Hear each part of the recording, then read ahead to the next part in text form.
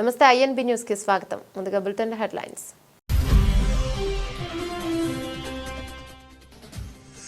బ్యాంకుల మద్దతుతో ఎంఎస్ఎంఈలు పెద్దగా ఆలోచించాలి. ఎంఎస్ఎంఈ బ్యాంకింగ్ ఎక్సలెన్స్ అవార్డుల ప్రధానోత్సవంలో కేంద్ర మంత్రి పీయూష్ గోయల్ పిలుపు.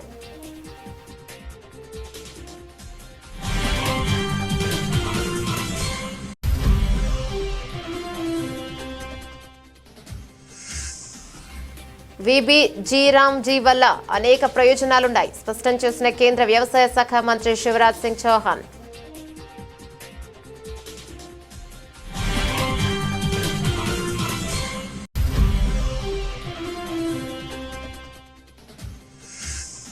ముంబైలో అట్టహాసంగా జరిగిన ఐఐటి బాంబే టెక్ ఫెస్ట్ విద్యార్థులను ఉద్దేశించి ప్రసంగించిన chief of defence staff general Anil Chauhan.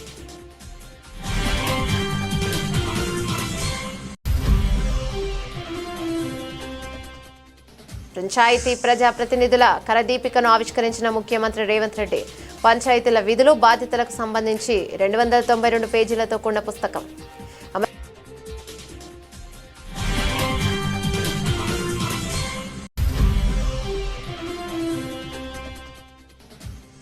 అమరావతిని భారత క్వాంటం వ్యాలీగా అభివృద్ధి చేయడమే లక్ష్యమన్న సీఎం. వచ్చే 2 ఏళ్లలో ఏపీలోనే క్వాంటం కంప్యూటింగ్ పరికరాల ఉత్పత్తి చేస్తామని ప్రకటన.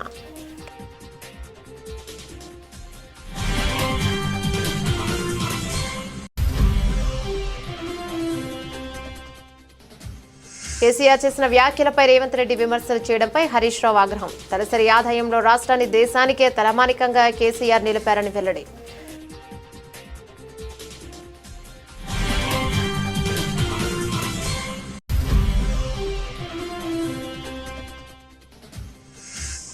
అన్యాయాన్ని ప్రశ్నించిన వారిపైనే అక్రమ కేసులు బనాయించి జైల్లో వేసి వేధిస్తున్నారు. మండిపడ్డ వైఎస్ఆర్సీపీ ఎంపీ మద్దిల గురుమూర్తి.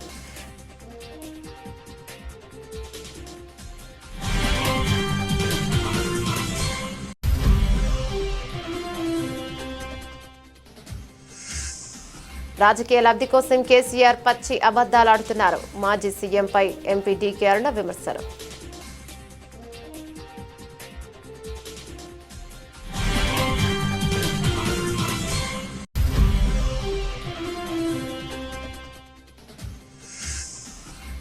కూటమి పాలనలో మహిళలకు రక్షణ లేదు. ప్రభుత్వం తీరుపై మండిపడ్డ వైసీపీ మహిళా నేత కాకాని పూజిత.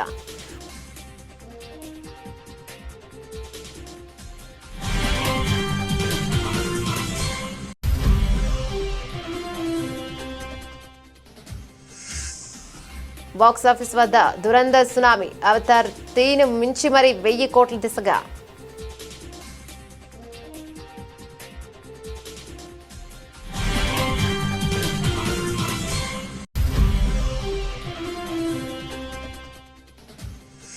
మహిళా క్రికెటర్లకు శుభవార్త. దేశవాళీ మ్యాచ్ ఫీజులను రెట్టింపు చేసిన బీసీసీఐ. అంపైర్లు, మ్యాచ్ రిఫరీలకు కూడా పెరిగిన పారితోషికం.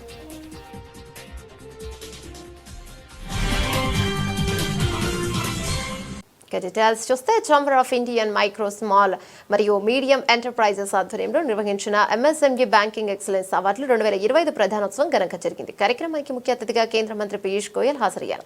సందర్భంగా ఆయన మాట్లాడుతూ గత 11 సంవత్సరాలుగా మోడీ ప్రభుత్వ బ్యాంకింగ్ మరియు ఆర్థిక సేవలను విస్తరించడం ద్వారా ఎంఎస్ఎంఈ పర్యావరణ వ్యవస్థను ఎలా స్థిరంగా బలోపేతం చేసిందో వివరించారు. బ్యాంకుల మద్దతుతో ఎంఎస్ఎంఈలు పెద్దగా ఆలోచించాలని, పెద్ద లక్ష్యాలను సాధించి మరియు భారతదేశ వృద్ధి కథకు శక్తినివ్వడానికి పెద్ద సమ్మేళన సంస్థలుగా మారాలని ఆకాంక్షించారు.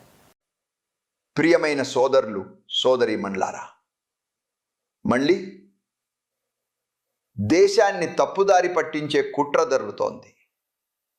ఏం చేస్తున్నారో తెలుసా? మన దేశాన్ని మరోసారి మోసం చేయాలనే ప్రయత్నం. అది మనరేగా పేరిట. నిజమేమిటంటే, వికసిత్ భారత్ జై రామ్జీ యోజన అనేది మనరేగాను మించి వెళ్ళే తదుపరి దశ. నా కార్మిక సహోదరులారా, ఇకపై 100 రోజులు కాదు, ఇప్పుడు చట్టపరమైన హామీ 25 రోజుల ఉద్యోగం. పని దొరకకపోయినా నిరుద్యోగ భృతి ఇవ్వబడుతుంది. ఆ హామీ ఇప్పుడు మరింత బలపడింది. వేతనాలు ఆలస్యమైతే ఆ కార్మికులకు అదనపు పరిహారం కూడా ఇవ్వబడుతుంది. ఈ యోజన కోసం ప్రభుత్వం ప్రతిపాదించిన మొత్తం 1,51,282 కోట్ల రూపాయలు. ఇంత వేల కోట్లు, ఇంత భారీ నిధుల వల్ల ప్రతి గ్రామానికి ఉద్యోగావకాశాలు లభించి గ్రామాల సమగ్ర అభివృద్ధి సాధ్యమవుతుంది. మన లక్ష్యం సొంత ఆదాయం ఉన్న స్వయం పరిపూర్ణమైన పేదరిక రహిత గ్రామాలు. అవే వికసిత్ భారత్కు పునాది అవుతాయి.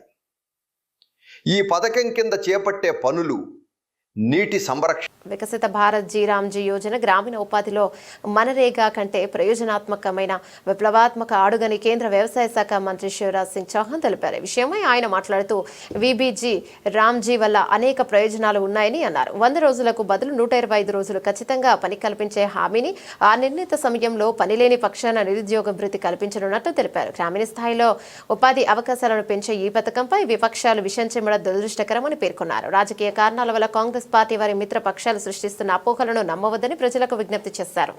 Prime Minister Narendra Modi was always conscious of the difficulties that MSMEs face, of the difficulties that small entrepreneurs face when they needed a loan. And therefore, if you recall, in the first year itself, a committee was set up, and I think probably within the first year, the Mudra loan scheme was launched. When COVID hit India, Prime Minister was conscious that it is the small borrowers who will have the greatest difficulty. When we came up with this credit guarantee fund to ensure that adequate funds were available to tide over difficult times without having to provide additional collateral security or guarantees, the government became the guarantor of those loans to the MSME sector.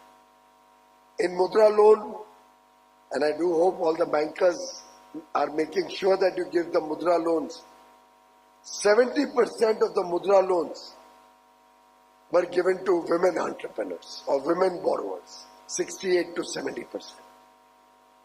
Without any guarantee, without any collateral, to help them start a small business, to help them come up in life.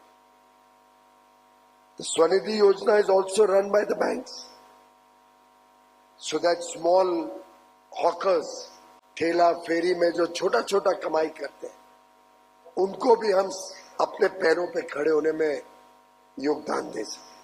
కనీసం ఒక service chief లేదా CDS కి దృష్టి కేంద్రీకరించి ప్రేరణ పొందడం లేదా దృష్టి మళ్లించడం లేదా నిరుత్సాహపరచడం అనేది ఒక ఎంపిక కాదని సిడిఎస్ జనరల్ అనిల్ చౌహాన్ అన్నారు. ముంబైలో జరిగిన ఐఐటి బాంబే టేక్ ఫెస్ట్ లో విద్యార్థులను ఉద్దేశించి చీఫ్ ఆఫ్ డిఫెన్స్ లో స్టాఫ్ జనరల్ అనిల్ చౌహాన్ ప్రసంగించారు. తాను ఎల్లప్పుడూ ప్రేరణతో మరియు దృష్టి కేంద్రీకరించి ఉండాలని అన్నారు. Director of Indian institute of technology Bombay professor Shirish Kedar, Professor Sachin Patwardhan, the Dean, senior faculty members, heads of departments, distinguished guests, friends for the media, and dear students. A very good evening to all of you. It's a matter of great honor and pride for me to address the Tech Fest 2025 at IIT Bombay. I have been told that this Tech Fest is the largest such event in Asia. It's a platform where innovation meets leadership, and I'm glad to be part of this particular event. I'm also cognizant of the fact that I'm speaking today to one of the brightest and the youngest minds of our country. You people have the capability to take India forward, to realize its dreams of being Viksit Bharat by 2025. You have the potential, and I'm sure you'll be able to do that. Let me start with a short couplet of Sahir Ludhianvi, which says, उस मुल्क की सरहद को कोई छू नहीं सकता जिस मुल्क की सरहद की निगहबान हैं आंखें, हर तरफ के जज्बात का ऐलान है आंखें, शबनम कभी शोला कभी तूफान है आंखें. This couplet is dedicated to the citizens of India who are the eyes of the nation. it is said that informed citizenry of a country is the first line of defense of any country. An informed, involved, and passionate population contributes to the defense of the nation. They are the Shola, Shabnam, and Tufan, the dew, the flame, and the storm of nationalism. గ్రామ పంచాయతీ ప్రజాప్రతినిధుల నిధులు బాధ్యతలకు సంబంధించి సమగ్ర సమాచారంతో రూపొందించిన గ్రామ పంచాయతీ ప్రజాప్రతినిధుల కరదీపికను ముఖ్యమంత్రి రేవంత్ రెడ్డి ఆవిష్కరించారు. పంచాయతీరాజ్ చట్టం 2018 ప్రకారం గ్రామ పంచాయతీల విధులు బాధ్యతలకు సంబంధించి 292 పేజీలతో తెలంగాణ గ్రామాభివృద్ధి సంస్థ TGIRD ఈ పుస్తకాన్ని రూపొందించింది. ఆవిష్కరణ కార్యక్రమంలో మంత్రులు ఉత్తమ్ కుమార్ రెడ్డి, సీతక్క, జూపల్లి కృష్ణారావు, కొండా సురేఖ, పొంగులటి శ్రీనివాసరెడ్డి, వాక్టి శ్రీహరి, ప్రభుత్వ సలహాదారు సుదర్శన్ రెడ్డి, ప్రభుత్వ అధికారులు ఉన్నారు. కరదీపిక గ్రామ ప్రభుత్వం పంచాయతీ ప్రజాప్రతినిధులకు అందించనుంది.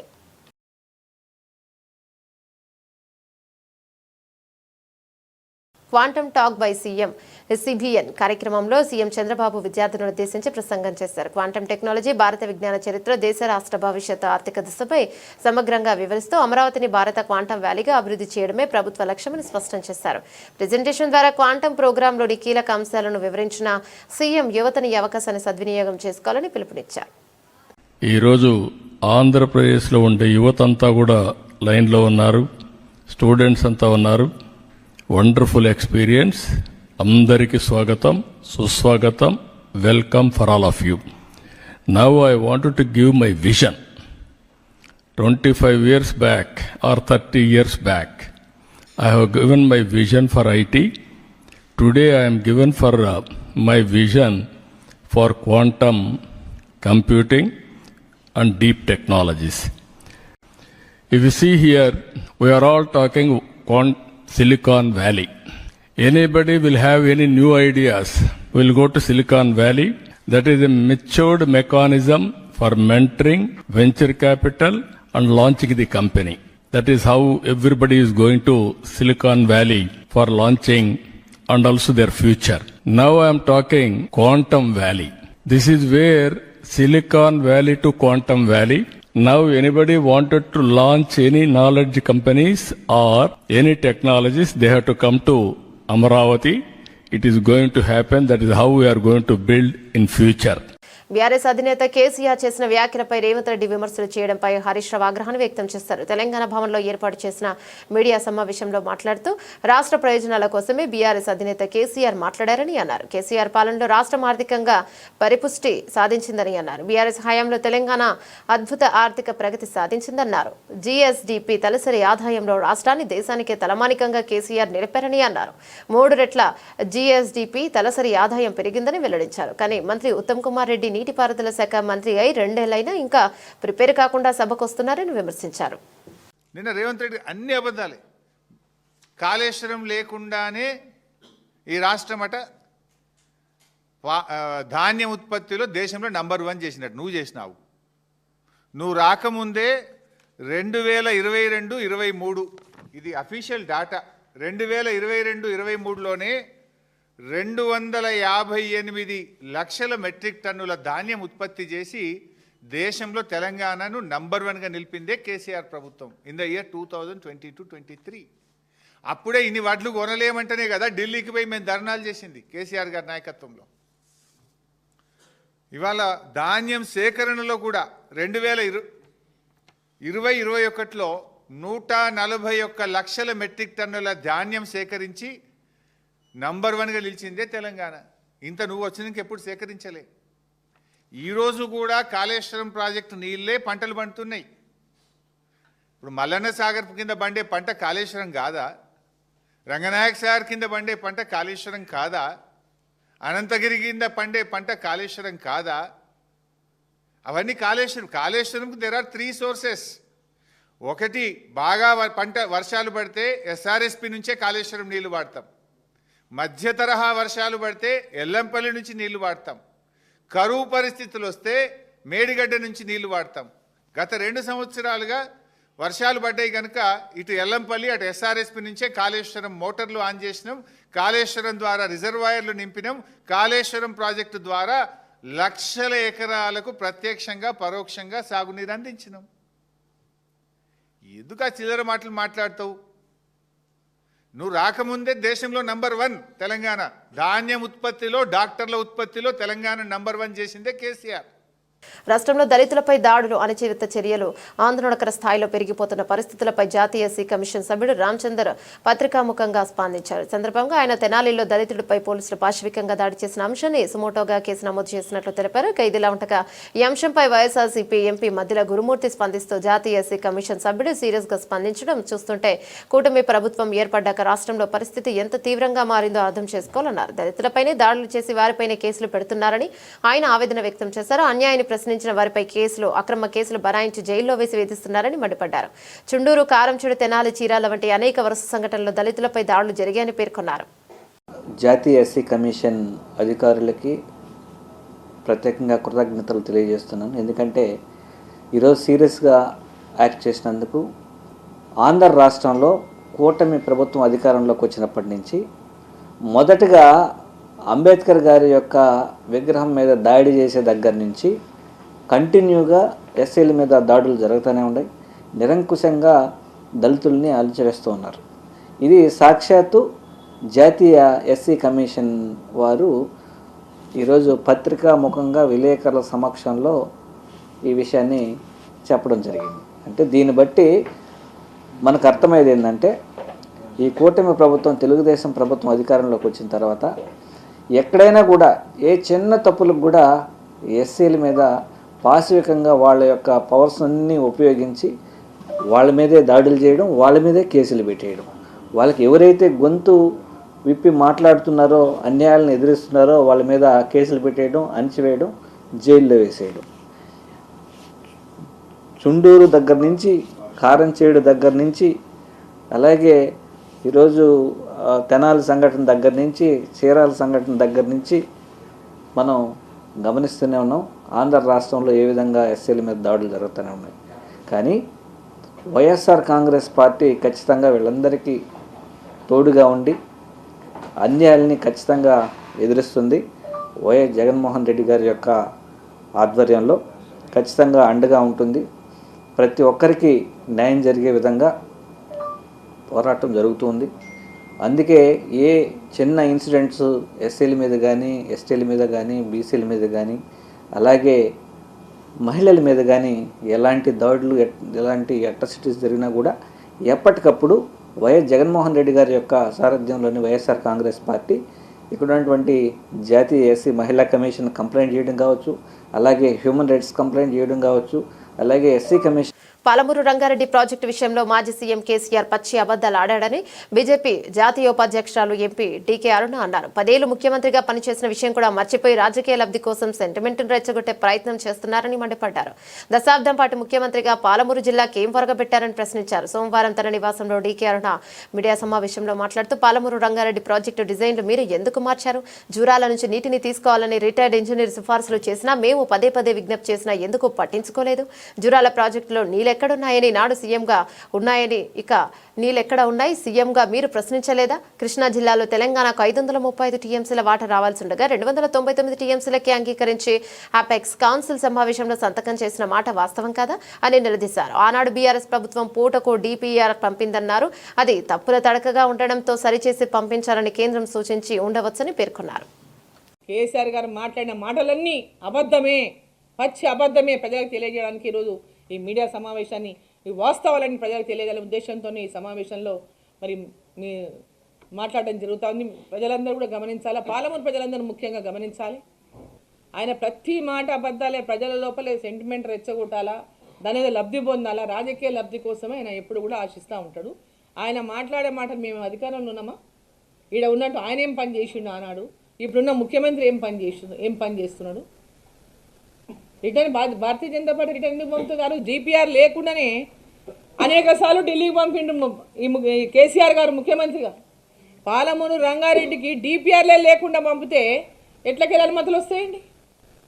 తమ చేతుల్లో తప్పులు పెట్టుకొని వేరే వాళ్ళ మీద బట్టగాలు చేసినటువంటి నైజాం కేసీఆర్కి అప్పుడు ఉంది, ఇప్పుడు ఉంది, ఎప్పుడు ఉంది.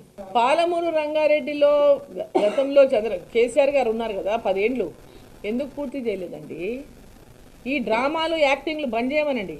10 సంవత్సరాలు నీకు అధికారం ఇచ్చిండ్రు, 3 సంవత్సరాల్లో పూర్తి చేస్తున్నటువంటి పాలమూరు రంగారెడ్డి ప్రాజెక్టును మీరు పూర్తి చేయకుండా ఈరోజు చంద్రబాబు గురించి మాట్లాడుతున్నానంటే ఆయనకు ఉన్నటువంటి రాజకీయ కుట్ర ఏందో, ఏ విధంగా లబ్ధి పొందాలని, ఏ విధంగా సెంటిమెంట్ రెచ్చగొట్టాలని ప్రయత్నం చేస్తే ఇక్కడనే స్పష్టంగా అర్థమవుతుంది. నిజంగా ఆయన తెలంగాణ ప్రజల యొక్క మేలు కోరేవాడైతే ఆనాడే దీన్ని పూర్తి చేయాల్సి ఉండింది. ఎందుకు పూర్తి చేయలేదు? ఎందుకు దాని డిజైన్లు మార్చిండు? ఎందుకు దాని అప్రోచ్ మార్చిండు? ఎందుకు దాని అంచనాలు మార్చిండు? ఎందుకు పూర్తి చేసేటటువంటి లక్ష్యం ఆ రోజు లేదు ఈయనకు? కాళేశ్వరం మీద ఉన్న ప్రేమ మరి ఎందుకు లేకపోయింది పాలమూరు రంగారెడ్డి మీద? ఆయన కట్టిన కాళేశ్వరం ఈరోజు ఏం పరిస్థితి మనం చూస్తున్నాం కదా, కూలిపోయిన పరిస్థితిలో ఉంది. ఏం చేసాడు తెలంగాణకు కేసీఆర్ గారు? నేను ఒకటే డిమాండ్ అండి, నా demand Palamuru Rangareddy first project ఏదైతే జురాల అప్రోచ్ తీసుకొని మహబూబ్ నగర్ పార్లమెంట్ నియోజకవర్గంలోని 7 నియోజకవర్గాలకు నీరు అందివ్వాలని ఆ రోజు రిటైర్డ్ ఇంజనీర్స్ ఫోరం ఇచ్చినటువంటి ప్రాజెక్ట్ రిపోర్ట్ ప్రకారం దాన్ని టేకప్ చేయండి అని నేను ప్రభుత్వాన్ని కోరుతున్నాను. ఏపీని అత్యాచార ఆంధ్రప్రదేశ్గా మార్చారని వైఎస్ఆర్సీపీ మహిళా విభాగం రాష్ట్ర వర్కింగ్ ప్రెసిడెంట్ కాకాని పూజిత మండిపడ్డారు. 18 ఏళ్ల కూటమి పాలనలో మహిళలకు రక్షణ లేకుండా పోయిందని ఆమె ఆందోళన వ్యక్తం చేశారు.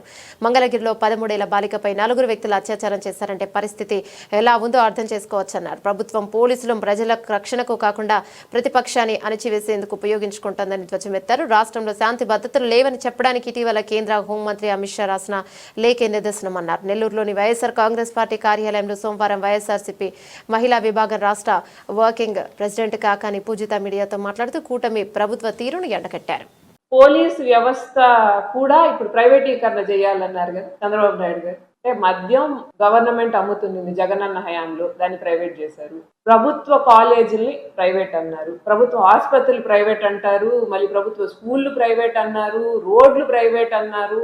ఇప్పుడు ఏముంది, పోలీసు కూడా ప్రైవేటీకరణ చేస్తారంటే నెక్స్ట్ ఇంకేముందండి?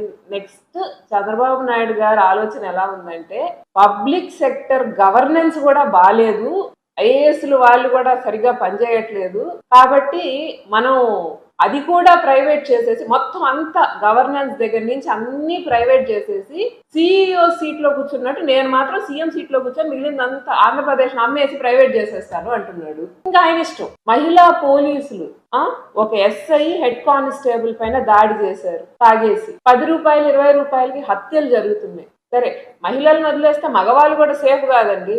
ఎవడైనా కానీ కోపం వచ్చింది వాడు తాగేస్తున్నాడు అని అంటే ఎదురు నుంచి వచ్చి ఒక ఇది పొడిచాడని అంటే కత్త తీసుకొని ఇంకంతే. ఎవరు దాన్ని ఆపడానికి ఏమైనా రెమెడీస్ తీసుకుంటున్నారు. చంద్రబాబు నాయుడు గారు ఈరోజు కక్ష సాధింపులను లేకపోతే నా ప్రభుత్వంలో నేను కావాలనుకుంది జరగాలనేటువంటి విషయం పక్కన పెట్టి ప్రజలకి ఇంతకంటే కనీస రక్షణ లేదు ఆంధ్రప్రదేశ్లో అని అంటే ఇంతకంటే ఘోరమైన పాలన, ఇంతకంటే మీ పాలన దిగజారినట్టు కాదండి, మీ పాలన కూలిపోయినట్టు. ప్రజలు బతకడమే కష్టం ఇక్కడ అని అంటే ఈ పాలన కూలిపోయినట్టే ఏకంగా. ఈ రోజుటికైనా మహిళా రక్షణ మీద మీరు ఆలోచన చెయ్యకపోతే ఆడవాళ్ళకి కనీసం ఆంధ్రప్రదేశ్ లో రక్షణల్ని ఇవ్వలేనటువంటి గవర్నమెంట్ గా కూటమి గవర్నమెంట్ చరిత్రలో నిలిచిపోతుంది. రణ్వీర్ సింగ్ హీరోగా Uri the surgical strike fame Aditya దర్శకత్వంలో రూపొందించిన భారీ action thriller Dhurandhar box office వద్ద సంచలన విజయాన్ని నమోదు చేస్తోంది. జియో స్టూడియోస్ సమర్పణలో B62 స్టూడియోస్ నిర్మించిన ఈ సినిమా సుమారు 280 కోట్ల భారీ బడ్జెట్తో తెరకెక్కగా విడుదలైన నాటి నుంచి అంచనాలను మించి వసూలు సాధిస్తూ బాలీవుడ్ రికార్డులను తిరగరాస్తోంది. డిసెంబర్ 5న థియేటర్లోకి వచ్చిన ఈ చిత్రం 17వ రోజు ఆదివారం ఇండియాలో 38.5 కోట్ల వసూలు రాబట్టింది. మరోసారి తన సత్తా చాటింది. ఇక దీంతో మొత్తం ఇండియా కలెక్షన్లో 566.75 కోట్లకు చేరగా ప్రపంచవ్యాప్తంగా 852.75 కోట్ల గ్రాఫ్ను సాధించి యానిమల్ మూవీ రికార్డును బ్రేక్ చేసింది. ముఖ్యంగా అదే రోజు అవతార్ 3 ఇండియాలో 25 కోట్లు మాత్రమే వసూలు చేయగా ధురంధర్ దాన్ని అధిగమించి ట్రేడ్ వర్గాలను ఆశ్చర్యపరిచింది. ఏడాది భారీ హిట్లుగా నిలిచిన చావా కాంతారా చాప్టర్ 1 చిత్రాల రికార్డులను కూడా ఒక్కొక్కటిగా బద్దలు కొడుతూ ఏడాది అత్యధిక వసూలు రాబట్టిన చిత్రంగా ధురంధర్ నిలిచింది. సినిమాల్లో రణ్వీర్ సింగ్ తో పాటు అక్షయ్ ఖన్నా, ఆర్ మాధవన్, అర్జున్ రాంపాల్, సంజయ్ దత్ వంటి స్టార్ నటులు కీలక పాత్రలు నటించడంతో కథకు మరింత బలం చేకూరింది.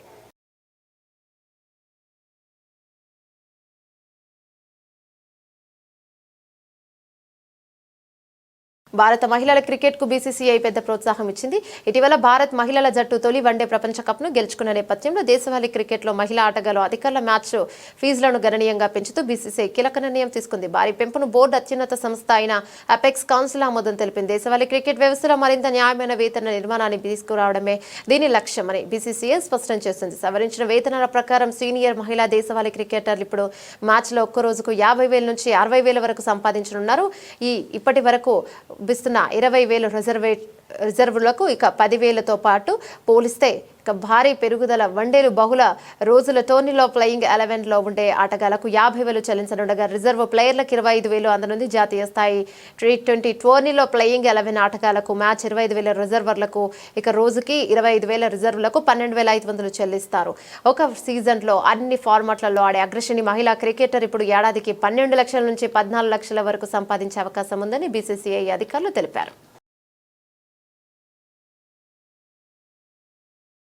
బులెటిన్ ముగించే ముందు హెడ్లైన్స్ మరోసారి. బ్యాంకుల మద్దతుతో ఎంఎస్ఎంఈలు పెద్దగా ఆలోచించాలి. ఎంఎస్ఎంఈ బ్యాంకింగ్ ఎక్సలెన్స్ అవార్డుల ప్రధానోత్సవంలో కేంద్ర మంత్రి పీయూష్ గోయల్ పిలుపు.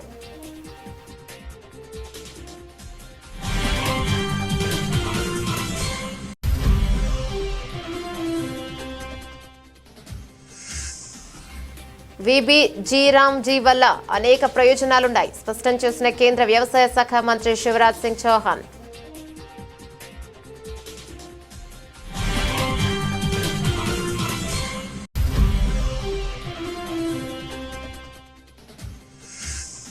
ముంబైలో అట్టహాసంగా జరిగిన ఐఐటి బాంబే టెక్ ఫెస్ట్ విద్యార్థులను ఉద్దేశించి ప్రసంగించిన chief of defence staff general Anil Chauhan.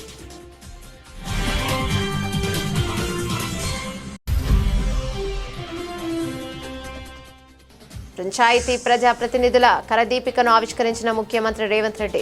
పంచాయతీల విధులు బాధ్యతలకు సంబంధించి 292 పేజీలతో కూడిన పుస్తకం.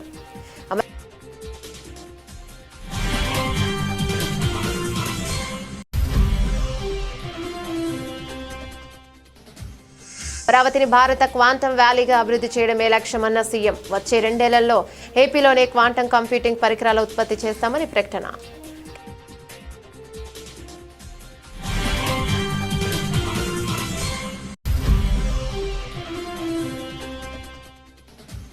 కేసీఆర్ చేసిన వ్యాఖ్యలపై రేవంత్ రెడ్డి విమర్శలు చేయడంపై హరీష్ రావు ఆగ్రహం. తలసరి ఆదాయంలో రాష్ట్రాన్ని దేశానికే తలమానికంగా కేసీఆర్ నిలిపారని వెల్లడి.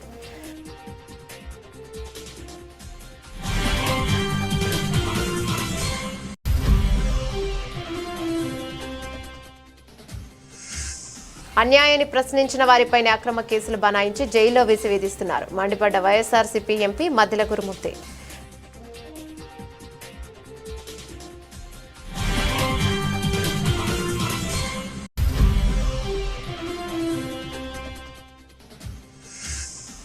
రాజకీయ లబ్ధి కోసం కేసీఆర్ పచ్చి అబద్దాలాడుతున్నారు. మాజీ సీఎంపై ఎంపీ డీకే అరుణ విమర్శలు.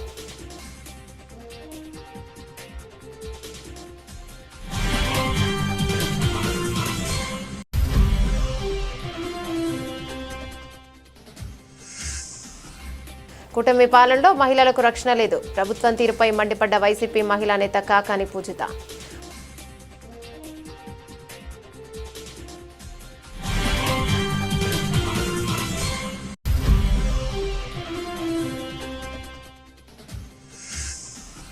బాక్సాఫీస్ వద్ద దురంధర్ సునామీ. అవతార్ 3 మించి మరి 1000 కోట్ల దిశగా.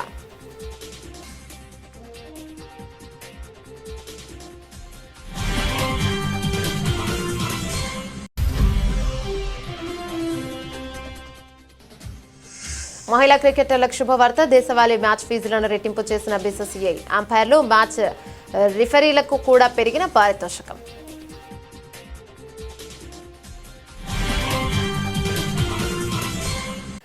ఇవే బులెటిన్ డీటెయిల్స్. మరో బులెటిన్లో మళ్ళీ కలుద్దాం. అంతవరకు సెలవు. నమస్తే.